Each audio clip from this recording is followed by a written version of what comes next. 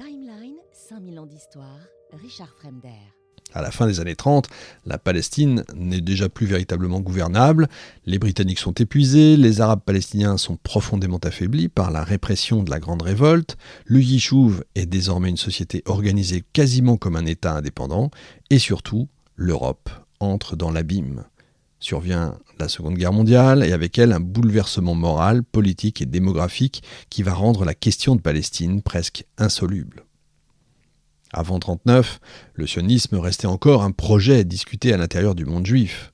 Après Auschwitz et les autres, tout change. L'extermination des Juifs d'Europe détruit définitivement l'idée selon laquelle les Juifs pourraient simplement vivre comme une minorité parmi d'autres dans les États européens. Le problème n'est donc plus seulement national, il devient existentiel. Des centaines de milliers de survivants juifs errent dans l'Europe détruite. Camps de déplacés, familles anéanties, États fermés à l'immigration, antisémitisme toujours vivant et vivace.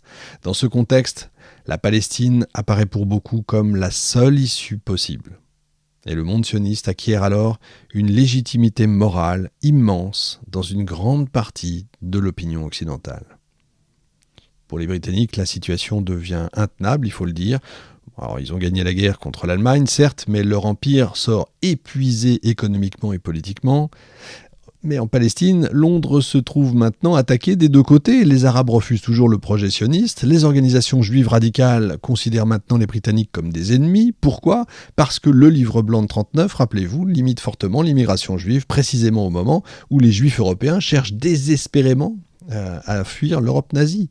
Pour une partie du Yishuv, c'est impardonnable.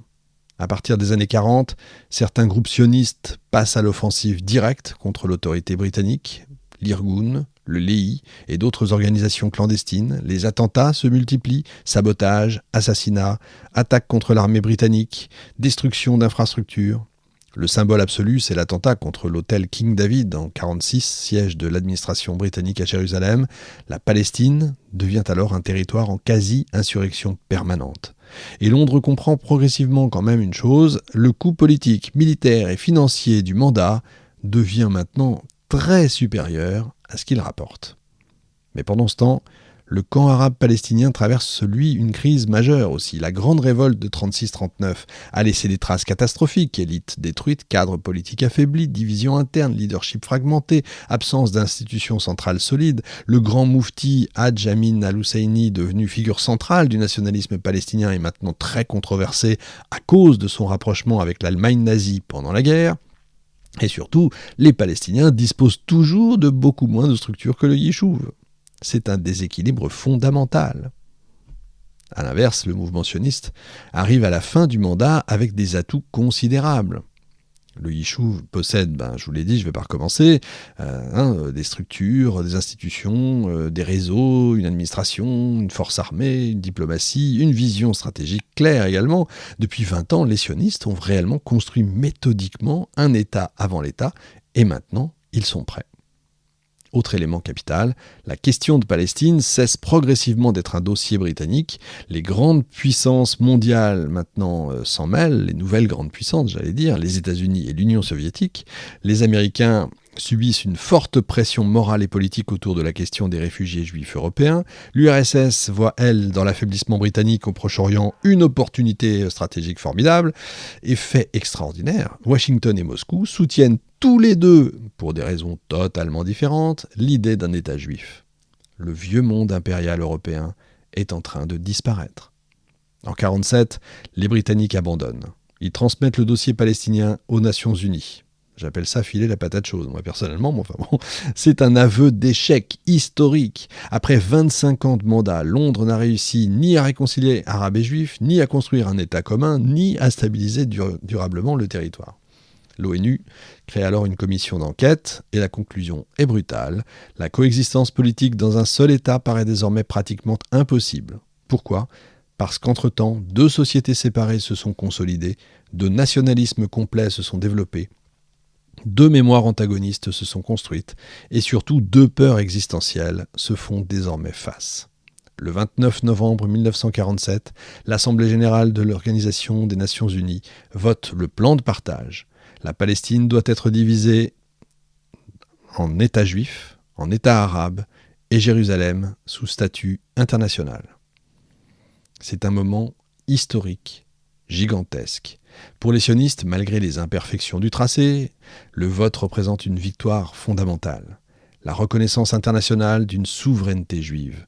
Pour les Arabes palestiniens et les États arabes, c'est une catastrophe. Pourquoi ? Parce qu'ils considèrent profondément injuste qu'une population encore minoritaire obtienne un État, qu'une immigration soutenue par l'Europe aboutisse à un partage territorial et que les Palestiniens paient le prix des crimes commis contre les Juifs en Europe. La logique du conflit change alors définitivement. Ce n'est plus une lutte contre le mandat britannique, c'est désormais une guerre ouverte entre deux projets nationaux.